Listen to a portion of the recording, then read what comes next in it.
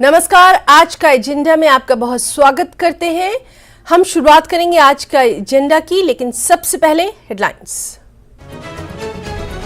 कश्मीर घाटी में G20 शिखर सम्मेलन की होगी पर्यटन बैठक। श्रीनगर शहर को दिया जा रहा है नया रूप। घाटी में पर्यटन से जुड़े लोग उत्साहित। मई में होनी है बैठक। Human rights council of India के बैनर तले जम्मू कश्मीर के युवाओं ने उठाई आवाज। जम्मू कश्मीर में युवा बेरोजगारी के शिकार, प्रधानमंत्री आवास के बाहर करेंगे प्रदर्शन। ग्रामीण विकास एवं पंचायती राज विभाग ने एक नया ऐप किया लॉन्च। लोग ऑनलाइन दर्ज करा सकते हैं अपनी शिकायतें। सरकार की इस पहल का किया जा रहा है स्वागत। और जम्मू के बाजारों में होली के त्योहार की खूब रौनक। खरीदारी के लिए बाजारों में लोगों की भारी भीड़। होली का त्योहार मनाने को लेकर लोगों में उत्साह।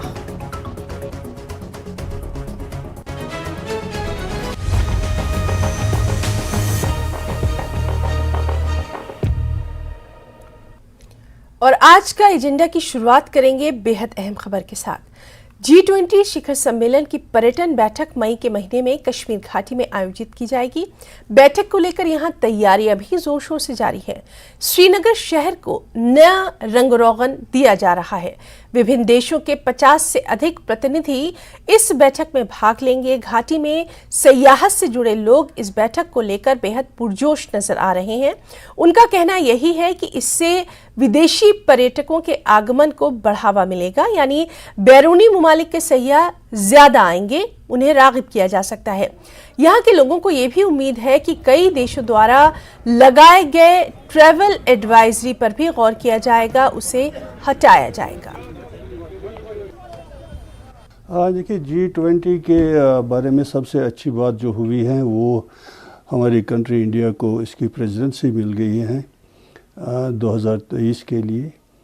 और ये न सिर्फ हमारे जो जितने भी शोबे हैं मुंसलिक हमारे मुल्क के साथ वाबस्ता हैं, चाहे वो टूरिज़म हो, सकाफ़त हो या इंडस्ट्री हो, किसी भी शोबे को वो उजागर करेगी G20 के फोरम में। और यहाँ पर कई तवक्कात हमें वाबस्ता हैं इस G20 के हवाले से। चूँकि मैं जम्मू कश्मीर से बिलोंग करता हूँ और बिलखुसूसन मैं जहाँ कश्मीर की बात करता हूँ, यहाँ पर वो काफ़ी टाइम कुछ नामसाइद हालात रहे, जिनकी वजह से जो हमारे G20 में बहुत सी ऐसी कंट्रीज़ हैं जो फ्रंट लाइन में आती हैं। उन्होंने एडवाइजरीज़ अपने जो नेशनल्स हैं उनको दे रखी थी कि नॉट टू ट्रैवल कश्मीर। लेकिन आज का जो टाइम है, आज के टाइम में जब हम देखेंगे ये जो उस वक़्त के हालात थे, मैं कहूँगा 12 साल या 15 साल पहले, वो आज नहीं है। आज के दिनों में हम कश्मीर में एक ऐसी फ़ज़ा को देख रहे हैं जहाँ पर हर एक मुल्क से यहाँ पर हम टूरिस्ट्स को देखते हैं। यहाँ हमारे अपने जो मुल्क के हैं डोमेस्टिक टूरिज़म है वो फलता फूलता नज़र आ रहा है। कहीं भी ऐसी कोई बात नहीं दिख रही है कि जिसकी वजह से किसी कंट्री को ये शुबा रहे कि अगर उनके यहाँ पर नागरिक आएंगे या उनके टूरिस्ट यहाँ पर आएंगे तो उनको कोई किसी मुश्किलात का सामना करना पड़ेगा। तो हमें बहुत उम्मीद है इस बार कि ये जो ममालिक हैं, चूँकि अभी हमारे अप्रैल या मई के महीने में एक डेलीगेशन भी G20 का आ रहा है हमारी वादी में देखने के लिए, और वो खुद भी इसका मुशाहिदा करेंगे। और हमें पूरी उम्मीद है कि जो कंट्रीज़ हैं जिन्होंने एडवाइजरीज़ दे रखी है अपने नेशनल्स को, वो उनको उठाएंगे और उनको भी अपने नेशनल्स को मौका देंगे एक ऐसी जगह को देखने के लिए जिसको वो देखना चाहते हैं बहुत टाइम से। एक बड़ी अच्छी खबर है टूरिज्म इंडस्ट्री के लिए, स्पेशली जो हमारा इंटरनेशनल टूरिज्म है उस सेक्टर के लिए, जो पिछले 30 सालों से काफ़ी इफेक्टेड है बिकॉज ऑफ जो बड़ी मतलब काफ़ी सारी एडवाइजरीज है पूरे मतलब यूरोप में है, जो US में है और काफ़ी सारी जगहों पे बाकी मतलब कंट्री वाइड में है। तो एक मैसेज एक जाएगा जो एक 150 डेलीगेट्स जो आ रहे हैं समिट में पार्टिसिपेट करने के लिए, वो अपनी आंखों से रूबरू हो जाएंगे हर किसी चीज़ से, खुद देखेंगे कि यहाँ का माहौल कितना मतलब पीसफुल है और यहाँ पे हमारे पास कितनी फैसिलिटीज़ हैं, क्या क्या चीज़ है, नेचुरल ब्यूटी जो यहाँ की है जो फेमस है, जिसके लिए पूरा कश्मीर माना जाता है, जम्मू कश्मीर, तो वो भी देखेंगे अपनी आंखों से, वो रूबरू हो जाएंगे इन सब चीज़ों के लिए। और एक जो हमारे को जो हम मैं पहले भी बोल चुका हूँ ये बात, जो 30 साल से एक धचका लगा है इस इंटरनेशनल टूरिज्म इंडस्ट्री को, इनबाउंड टूरिज्म इंडस्ट्री को हमारी, उसके लिए काफी सारी अच्छी होप है ये, और बहुत उम्मीद है हमें इस सबमिट से। और ये मतलब ये लोग यहाँ पे आएंगे, काफी सारा मीडिया भी होगा उस टाइम पे, तो एक जो यहाँ से एक वॉइस जाएगी, एक आवाज जाएगी, एक पॉजिटिव वाइब जाएगी बाहर। और सीधे रुख करेंगे हमारे साथी सरोश कफील का, जो कि तफसीलात के साथ इस वक्त मौजूद है। सरोश, सुबह की शुरुआत हम बेहद अच्छी खबर के साथ कर रहे हैं। G20 को लेकर श्रीनगर में खास तौर पर तैयारियां देखी जा रही हैं, किस तरह का वहां पर अभी तमाम तर जो तैयारियां हैं उनको लेकर मकामी लोगों का क्या कुछ रद्द-ए-अमल है, सबसे पहले इसी से शुरुआत करेंगे। देखिए, बता दूं आपको, जो G20 की मीटिंग्स है कम से कम वो 56 सिटीज में होगी, डिसाइड हुआ है। 100 से ज्यादा मीटिंग्स होने वाली है यहाँ पे। और जो श्रीनगर है वो करीबन 7 से 8 मई के बीच में जो है वो पहली मीटिंग जो है यहाँ पे मुनक्किद होगी, जिसमें जैसा कि अभी आपने सुना भी 150 से ज्यादा डेलीगेट्स होंगे, 20 कंट्रीज से लोग आएंगे। यहाँ के लोग जो है काफी एक्साइटेड है। हम यहाँ के आर्टिसंस की बात कर ले, यहाँ के स्पोर्ट्स से जुड़े हुए लोग हैं उनकी बात कर ले, या बाकी जो आम जिंदगी से, जो आम बिजनेस से जुड़े हुए लोग हैं उनकी बात कर ले, काफी एक्साइटेड है इसलिए क्योंकि जो अभी स्मार्ट सिटी का जो प्रोजेक्ट बन रहा है, करीबन 11,000 रुपए जो हैं उसमें लगे हैं। अभी हमारी मेयर से भी बात हुई थी एसएमसी के, काफी बड़ा प्रोजेक्ट है। और वो एक G20 और स्मार्ट सिटी का ये जो साथ में काम चल रहा है, ये इसमें आप देखेंगे कि कई सारी जगहों पे जो पूरी सिटी है इसका फेस लिफ्ट हुआ है। बहुत सारी जगहों पे अभी G20 की होर्डिंग्स लगाई गई हैं। और उसके बगैर जो है मैं आपको बता दूं कि कई जगहों पे जो है वाईफाई जोन बना दिए गए हैं। ये मैं आपको बताऊं, ये वही कश्मीर है जहां पे कुछ साल पहले मोबाइल भी नहीं था। और वाईफाई जोन्स बनाने के बाद साइकिलिंग ट्रैक्स बनाए गए हैं। और उसके बगैर भी जो करीबन लगभग लोग जो हैं, लोग काफी ज्यादा एक्साइटेड हैं। जैसा कि अभी आपने सुना, एक कल्चरल डाइवर्सिफिकेशन होगी। बहुत सारे लोग जो हैं वो आएंगे, कश्मीर को देखेंगे, समझेंगे। बिजनेस पर्सपेक्टिव से भी सोचा जाए तो बहुत ही बढ़िया रहेगा, क्योंकि पिछले 30 साल में जो है, पिछले 35 साल में कश्मीर बिजनेस वाइज बहुत पीछे चला गया था। अगर आप देखिए तो कश्मीर की जो मेन इकोनॉमी थी 90 से पहले, वो करीबन फॉरेन एक्सचेंज जो होता था वो काफी ज्यादा होता था, क्योंकि फॉरेन टूरिस्ट का आना बहुत ज्यादा था। लेकिन एक सिनारियो बन चुका था और उस वजह से जो है थोड़ा सा जो इकोनॉमी है वो भी डाउन हो गई थी। लेकिन अभी जो तैयारियां चल रही है G20 की, उसमें हम आपको यही कहें कि ओवरऑल जोशो खरोश है, हर एक तैयार है। आप कॉमन इंसान की बात कर लें या एडमिनिस्ट्रेशन की बात कर लें, तैयारियां जोशो खरोश से चल रही है। इंतजार है तो यही है कि मई में जो ये डेलीगेशन आएगी। और हम अभी जो हैंडीक्राफ्ट डिपार्टमेंट है उनसे भी मिले थे, आपने अभी अपनी स्क्रीन पे भी देखा होगा। उन्होंने काफी सारे सोवेनियर्स बनाए हैं। आप कानी पश्मीना शॉल की बात कर लें, और उन्होंने जो छोटे छोटे एलिमेंट्स ऐड किए हैं और उनसे छोटे छोटे सोवेनियर्स बनाए हैं। आप पेन स्टैंड की बात ले लीजिए, आप डायरीज की बात ले लीजिए। तो जो ये डेलीगेशन आएगी, इवेंचुअली उनको एक छोटी सी बास्केट प्रेजेंट की जाएगी जिसमें GI20 की पूरी पैकेजिंग बनाई गई है। तो इससे ये है कि आप एक तो माहौल जो यहाँ बना हुआ था जी, वो जो एक इंटरनेशनल लेवल पे जो माहौल बना हुआ था, वो जब यहाँ पे इंटरनेशनली जब लोग यहाँ पे आएंगे, जो ये डेलीगेशन जो 20 कंट्री से लोग आएंगे, वो इस माहौल को देखेंगे तो कहीं ना कहीं एक पॉजिटिव मैसेज आएगा बाहर। बिल्कुल बिल्कुल सरोश। और G20 जो जिस तरह से हो रहा है, सबसे अहम बात यह है कि जो एक बदलती तस्वीर है कश्मीर की, कश्मीरियत की, वो कहीं ना कहीं दुनिया के सामने पहुंचेगी। हमने लगातार देखा है कि वहां पर फन तो बहुत मौजूद है, उसको प्लेटफॉर्म नहीं मिल पाता है। अब कम से कम यहाँ के मकामी फनकारों को अपने फन को दिखाने का बेहतरीन मौका मिल रहा है। हम उम्मीद कर सकते हैं कश्मीर की वही तस्वीर अब इस G20 के बाद सामने आएगी, जो अभी तक हम फिल्मों में देखते आ रहे हैं या फिर हमने सीरियल्स में देखा था। बेशक बेशक, देखिए यहाँ के जो लोग हैं, आप अगर आर्ट के हवाले से भी बात कर ले तो काफी ज्यादा आर्टिस्टिक रहा है, जिसे आप कहते हैं सूफी ऋषियों की वारी रही है यहाँ पे। अगर आप देखिए तो हर घर में आपको एक राइटर मिल जाएगा, हर घर में आपको एक आर्टिस्ट मिल जाएगा। तो कहीं ना कहीं इन हालातों की वजह से वो भी कहीं ना कहीं बन गए थे। अब यही है कि G20 के आते हुए मैं आपको बता दूं, कई सारे कल्चरल प्रोग्राम्स भी होंगे और उन कल्चरल प्रोग्राम्स के थ्रू एक पॉजिटिव मैसेज आएगा। हमारी कल ही यहाँ बात हुई थी, जो डायरेक्टर आए हुए थे यहाँ मिनिस्ट्री ऑफ कल्चर से, उन्होंने भी हमें कहा कि जो G20 की तैयारियां हैं उनमें इनका मेन एजेंडा सिर्फ एक आर्ट और आर्टिस्टन को बचाना नहीं है। जो यहाँ के ओल्ड मॉन्यूमेंट्स है उन पे भी इस वक्त काम चल रहा है। जो यहाँ हेरिटेज बिल्डिंग्स है उन पे भी काफी ज्यादा काम चल रहा है। और यहाँ पे आम लोगों से ये भी कहा गया था कि G20 के होते होते अगर आप लोगों के पास कुछ ऐसी पुरानी चीजें हैं जिनको आप प्रिजर्व कर सकते हैं, हम वो आपसे वापस नहीं लेंगे, आप हमें बताइए कि हम उन्हें प्रिजर्व कैसे करें। उन्हें केमिकली प्रिजर्व किया जाता है। तो ओवरऑल जो है, आप कल्चर की बात कर ले, हैंडीक्राफ्ट की बात कर ले, आप ओवरऑल छोटे बड़े बिजनेसेस की बात कर ले, तो हाँ, एक बहुत ही अलग ही तस्वीर है, जो बदलती हुई तस्वीर है जिसका सबको इंतजार है। तो जी बिल्कुल सरोज, सभी को इंतजार तो है। हम आपसे जानना चाहेंगे ऑफिशियल लेवल पर क्या कुछ तैयारियां की जा रही हैं, क्योंकि जिस तरह से हम देख रहे हैं कि कश्मीर के जो जायके हैं वो भी पूरी दुनिया में बेहद मशहूर रहे हैं। वहाँ के खानों को भी क्या आगे लाने के लिए कुछ खास तैयारियां की जा रही? चूंकि आप लगातार वहां पर मौजूद हैं, आपकी बात हो रही है, इसलिए ये बात जानना बहुत जरूरी है। बेशक, देखिए, अभी टूरिज्म डिपार्टमेंट जो है या श्रीनगर म्युनिसिपैलिटी कॉर्पोरेशन है, जैसा कि हमने आपसे कहा अभी, या जो भी इदारे हैं जो भी G20 से इस वक्त जुड़े हैं, सबका अपने लेवल पे काम चल रहा है। और स्पेशली जो फूड इंडस्ट्री है, जाहिर सी बात है, यहाँ का एक फूड कल्चर जो है, एक आपको बता दूं कि एक डिफरेंस जो है जो बाकी हिंदुस्तान और कश्मीर में, ये है कि यहाँ का जो कल्चर है, यहाँ का जो खाना है बनस्बत बाकी स्टेट्स के, ये बिल्कुल अलग है। तो हाँ, यहाँ का जो फूड कल्चर है उसके लिए भी जो यहाँ की लोग हैं, डिपार्टमेंट्स है, वो लोग भी प्रिपरेशंस कर रहे हैं। जैसा कि मैंने आपसे कहा, एक स्पेशल प्रेजेंटेशन होगी। यहाँ का जो वाजवान है वो काफी फेमस है। जो बाहर की डेलीगेशंस हैं उनके लिए ये बहुत ही नया एक्सपीरियंस होगा। तो हाँ, उस हिसाब से भी बड़ी तैयारियां चल रही हैं। जैसा कि मैंने अभी आपसे कहा, टूरिज्म वाले जो हैं स्पेशली, उनको काफी एक्सपेक्टेशंस है। टूरिज्म को छोड़ के जो स्मॉल और बिग इंडस्ट्रीज है उनको भी काफी ज्यादा एक्सपेक्टेशंस है। हमारी किसी वो कारपेट मेकर्स जो है उनसे अभी कुछ टाइम पहले बात हुई थी, तो उनका ये कहना था कुछ साल पहले तक कैसे जो इनके जो फॉरेन टूरिस्ट है वो एक मेन सोर्स होता था, जो आपको एक फॉरेन करेंसी एक्सचेंज होता था, और वो कहीं ना कहीं कम हो गया था।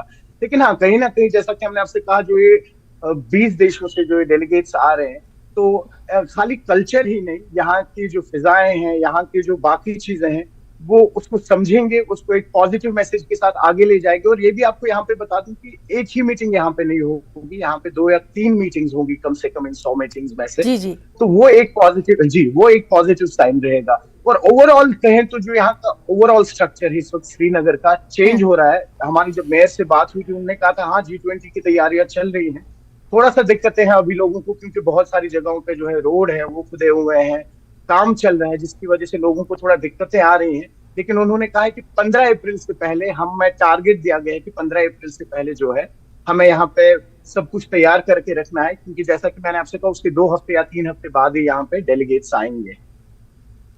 जी सरोज, और एक बहुत इंपॉर्टेंट बात जो हमने रिपोर्ट में देखी है वो ये देखी कि विदेशी पर्यटक यानी जो फॉरेन टूरिस्ट हैं वो तो आएंगे ही, कई जगह हमने देखा है कि ट्रैवल एडवाइजरी भी लगाई गई है। तो इस G20 की बैठक के बाद उम्मीद यही की जा रही है कि इस तरफ भी ध्यान दिया जाएगा, और इसके बाद यहां से जाने के बाद जब वो पॉजिटिव वाइब्स लेकर जाएंगे तो कहीं ना कहीं जो फॉरेन टूरिस्ट हैं वो ज्यादा तादाद में यहां पर आएंगे। बेशक, और फॉरेन टूरिस्ट के हवाले से बात करें, हम आपको लोकल टूरिस्ट का भी कहें, अगर आपने देखा होगा अभी कि फरवरी में इस बार रिकॉर्ड फुटफॉल रहा है टूरिस्ट का, यहाँ पर 1 लाख से ज्यादा टूरिस्ट आया है। और कहीं कहीं पे उन टूरिस्ट के साथ आप देखेंगे कि फॉरेन टूरिस्ट भी आए हुए हैं। अभी जब यहाँ पे विंटर स्पोर्ट्स भी हुआ था, और यहाँ पे करीबन नॉर्वे, इंग्लैंड और जर्मनी से काफी ज्यादा रश था, टूरिस्ट आए हुए थे, स्कीइंग के लिए आए हुए थे। और फिर उन्होंने जब यहाँ G20 की तैयारियां देखी, ओवरऑल स्ट्रक्चर यहाँ का देखा, तो उनका कहना भी यही था कि वो यहाँ दोबारा आएंगे। वो जो यहाँ का एक नोशन बना हुआ था वो क्लियर हो जाएगा, और जो बहुत इंपॉर्टेंट है, इंटरनेशनल प्लेटफॉर्म्स पे जो एक कश्मीर का नोशन बना हुआ है वो अगर पॉजिटिव हो जाए, वो क्लियर हो जाए, तो ओवरऑल एक बहुत ही बड़ी तब्दीली आएगी। जी बिल्कुल सरोज, तो इस बेहद अहम बैठक के ताल्लुक से जो तैयारियां वहां जारी हैं, लगातार उन पर नजर बनी हुई है। बहुत बहुत आपका शुक्रिया अदा करना चाहेंगे जिस तरह से आपने तमाम तर जानकारी यहां पर दी है, और इस बेहद अहम खबर पर अपने नाजरीन को इस तरह की रिपोर्ट्स हम लगातार दिखाते रहेंगे। बहुत बहुत शुक्रिया आपका। यहां पर रुकना चाहेंगे एक छोटे से ब्रेक के लिए। आज का एजेंडा में जल्द लौटेंगे।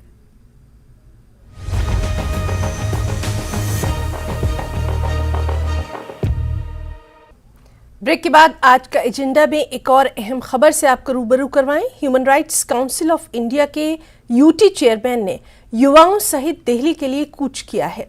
डेली वेजर्स और अन्य मसलों पर प्रधानमंत्री आवास के बाहर ये लोग प्रदर्शन करेंगे। जम्मू से दिल्ली के लिए पदयात्रा को निकले human rights council of India के बैनर तले कई नौजवान कठुआ पहुंचे।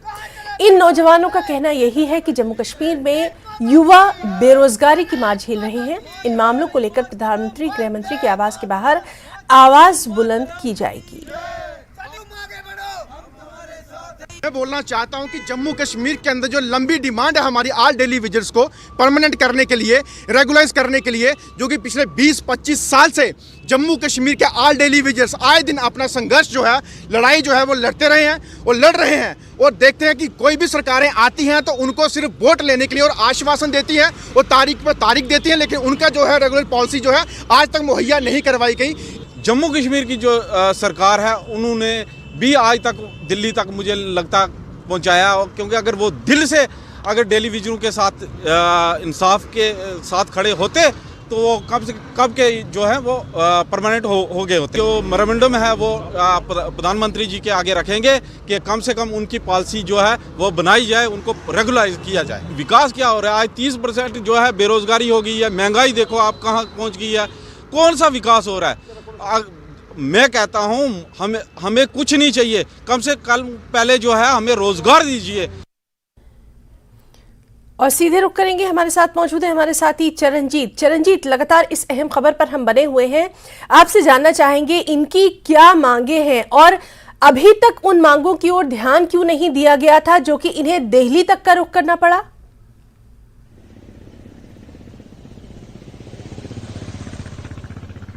जी है ना, बिल्कुल आपको बता दूं कि ह्यूमन राइट काउंसिल जो है, राइट्स के जो सदस्य हैं वो जो जम्मू से कल निकले थे और कल देर शाम जो है कठुआ पहुंचे और पद यात्रा पर वो निकले हुए हैं। उन्होंने यही कहा, उनकी अध्यक्षता जो है वो सन्नी कांचिप कर रहे थे। उन्होंने कहा है कि जम्मू कश्मीर जो है वो बेरोजगारी की दर जो है लगातार यहाँ पर बढ़ रही है। और वहीं बात करें, उन्होंने आल जम्मू कश्मीर जो डेली वेजर एम्प्लॉई हैं उनको लेकर भी काफ़ी चिंता व्यक्त की है। उन्होंने कहा है कि सरकारें चाहे कोई भी रही हो, लेकिन जम्मू कश्मीर के लोगों के लिए निज़ाम जो है वो बिल्कुल नहीं बदला है, जिसको लेकर वो है वहाँ पर दिल्ली में जो प्रधानमंत्री आवास के बाहर जाएंगे, कोशिश करेंगे कि मेमोरेंडम जो है वो प्रधानमंत्री को दें, लेकिन अगर बात नहीं बनी तो वो वहीं पर धरने पर जो है बैठ जाएंगे और अपनी मांगें जब तक उनकी ये पूरी नहीं होंगी तब तक वहाँ से वो नहीं वापसी करेंगे। जी चरणजीत, आपसे इस मामले पर डिटेल्स चाहेंगे। आपकी जब बात हो रही है तो क्या कुछ उनका कहना है और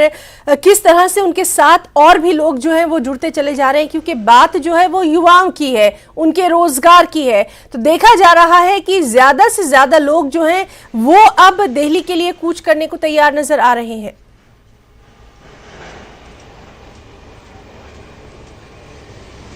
जी है ना, बिल्कुल ये भी उन्होंने साफ कर दिया है, साफ तौर पर कहा है कि 370 हटने के बाद जिस तरह उन्हें उम्मीदें बंधी थी कि यहाँ पर युवाओं के लिए कुछ ना कुछ होगा, यहाँ पर इंडस्ट्रीज आएगी, यहाँ पर रोजगार बढ़ेगा, लेकिन लगातार जो है वो निराशा जो है युवाओं के हाथ लग रही है। चाहे बहुत सारी यहाँ पर बातें करें, काफ़ी लिस्टें जो बाहर आई थी उनमें भी काफ़ी स्कैंडल जिस तरह के सामने आए, तो कहीं ना कहीं युवा, उन्होंने कहा है कि जम्मू कश्मीर का आहत हो चुका है और अब लगता है कि वो यहाँ पर उनकी बात नहीं बनेगी, इसलिए वो पैदल एक यात्रा लेकर जो है काफ़ी युवा जो है रास्ते में उनके साथ जुड़ते जा रहे हैं। एक उनका कहना है कि एक जो उनका काफिला है वो लगातार बढ़ रहा है। नारेबाजी जो है उन्होंने सरकार के खिलाफ की है। उन्होंने कहा है कि ये सौतेला व्यवहार जो आखिर, क्योंकि आपको पता ही है कि जम्मू कश्मीर के लोगों ने काफी देर तक जो है आतंकवाद का दंश झेला है। युवा जो कहीं ना कहीं निराश हैं जम्मू कश्मीर के और वो चाहते हैं कि उनकी भी बात सुनी जाए, लेकिन ऐसा नहीं हो रहा है, जिसको लेकर वो है लगातार जिस तरह से वो पैदल पद यात्रा पर निकले हैं, कहीं ना कहीं सरकार को इस पर गौर करनी चाहिए, यही उनका कहना है। जी हिना। चरणजीत, आपसे ये भी जानना चाहेंगे, अभी तक की इन लोगों के साथ क्या कोई वार्ता नहीं की गई है? किसी लीडर ने इनकी बात नहीं सुनी? हम लगातार देखते हैं कि कई तरह की ऑर्गेनाइजेशन, संस्थाएं होती हैं जो नौजवानों के लिए काम करने के दावे करती हैं। जमीनी हकीकत क्या है वो साफ तौर पर नजर आ रही है।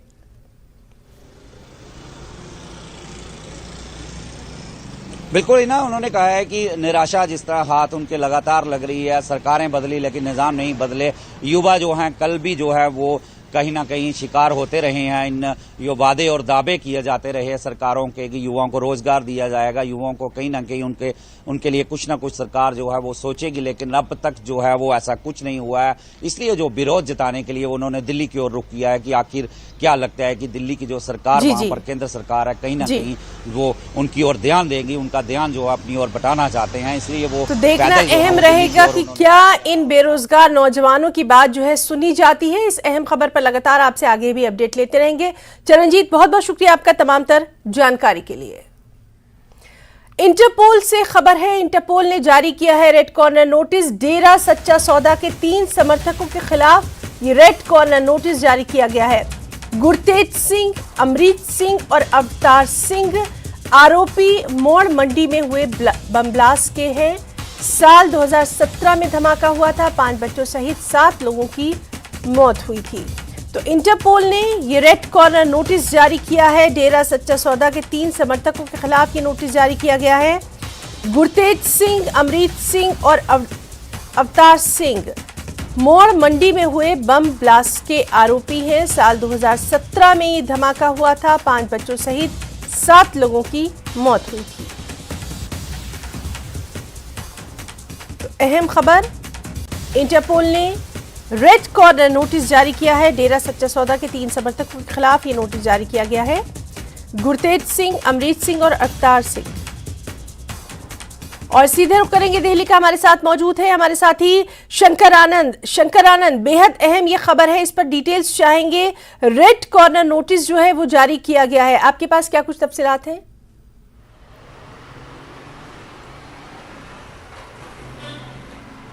देखिए, इन तीनों आरोपियों की अगर बात करें, इन तीनों आरोपियों के खिलाफ रेड कॉर्नर नोटिस जो है जारी किया गया है, जिसे आरसीएन भी कहा जाता है आम बोलचाल की भाषा में, और इसे इंटरपोल के द्वारा जारी किया गया है। हालांकि इंटरपोल को ये आरसीएन जारी करने से पहले सीबीआई का एक अनुरोध आया था। सीबीआई को अनुरोध पंजाब पुलिस के द्वारा भेजा गया था और इस मामले में बकायदा पंजाब पुलिस के द्वारा सीबीआई से अपील की गई थी कि इन तीनों आरोपियों के खिलाफ आरसीएन जारी होना चाहिए। आरसीएन जारी करने का मतलब इस साफ तौर पे होता है कि ये आरोपी अब एक देश से दूसरे देश भाग नहीं सकते हैं। और जिस तरह से इन तीनों आरोपियों की अगर बात करें तो ये तीनों का जो संबंध है, डेरा सच्चा सौदा जो एक धार्मिक संस्था है उससे ये तीनों जुड़े हुए थे। और साल 2017 में जिस तरह से पंजाब में ये जो ब्लास्ट हुआ था, उसी ब्लास्ट में ये तीनों आरोपी थे और इन तीनों को तलाशा जा रहा था, जो पिछले काफी समय से ये तीनों फरार हैं। लेकिन इस मामले की गंभीरता को देखते हुए जब इस विस्तार से तफ्तीश की गई और इस मामले में बनी एसआईटी जब की जो रिपोर्ट है उसके मुताबिक ये बताया गया कि तीनों विदेश में छुपे हुए हैं। लिहाजा इस बात को ध्यान में रखते हुए इन तीनों आरोपियों के खिलाफ आरसीएन जारी किया गया है और आरसीएन जारी करने के बाद अब इसकी जो इन्वेस्टिगेशन है आगे वो की जा रही है। अगर पंजाब पुलिस और सीबीआई की बात करें तो सीबीआई जो होती है वो इंटरपोल की नोडल एजेंसी है, यानी कि हमारे देश में अगर किसी भी राज्य में किसी भी आरोपी के खिलाफ इंटरपोल का नोटिस जारी करवाना होता है तो वो सीबीआई को जानकारी देनी होती है और सीबीआई एक नोडल एजेंसी होने के नाते सीबीआई के द्वारा इस मामले पर इंटरपोल को जानकारी दी जाती है। तो एक तरह से कह सकते हैं कि जिस तरह से साल 2017 में यह ब्लास्ट हुआ था और इस ब्लास्ट में 5 बच्चे समेत तकरीबन 7 लोगों की मौत हुई थी जी, 23 से ज्यादा लोग घायल हुए थे और इस मामले में जो तफ्तीश की जा रहा है कि इस मामले पर तफ्तीश का जिम्मा एनआईए को भी सौंपा गया था। एक तरह से कह सकते हैं इन तीनों आरोपियों के खिलाफ जिस तरह से आरसीएन जारी किया गया है एक बड़ी कार्रवाई है और जल्द ही इस मामले में उन तीनों आरोपियों को गिरफ्तार भी किया जा सकता है। बिल्कुल शंकर, तो एक बड़ी कार्रवाई है और कहीं ना कहीं ये नज़ीर भी बनेगा। इस तरह के जो हम देखते हैं जितनी भी कार्रवाइयाँ की जा रही हैं उसमें कहीं ना कहीं एक नज़ीर होगी कि आप कहीं भी हैं लेकिन जो कानून है वो आप तक ज़रूर पहुँचेगा। ये एक मैसेज, स्ट्रॉन्ग मैसेज पहुँचना बहुत ज़रूरी है।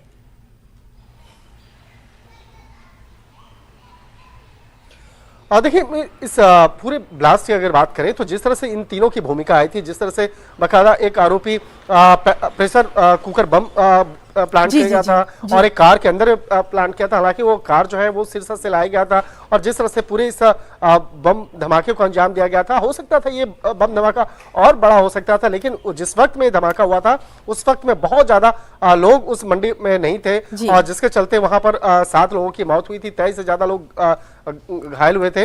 लेकिन इस मामले में कुछ लोगों की गिरफ्तारी जरूर हुई थी, लेकिन ये तीनों बेहद बड़े आरोपी हैं और इन तीनों के खिलाफ काफी संगीन आरोप थे। लिहाजा इस मामले पर पंजाब पुलिस जो तफ्तीश कर रही थी। हालांकि सीबीआई के द्वारा भी इस मामले में तलाशा जा रहा था, लेकिन जो मामला टेररिज्म से जुड़ा हुआ मामला था, तो इसलिए इस मामले पे केंद्रीय जांच एजेंसी एनआईए को जांच का जिम्मा सौंपा गया था।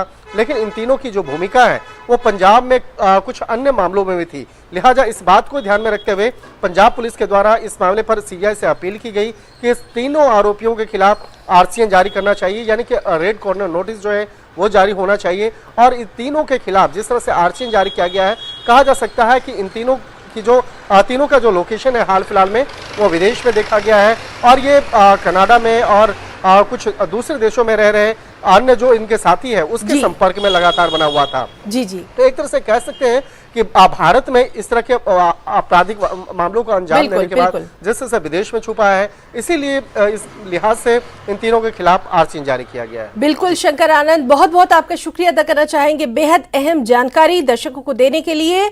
तो हमारे साथ मौजूद थे दिल्ली से हमारे साथी शंकर आनंद, जो कि बता रहे थे कि किस तरह से इंटरपोल ने ये रेड कॉर्नर नोटिस जारी किया है। आगे क्या कुछ कार्रवाई होगी उस पर भी लगातार नजर बनी रहेगी।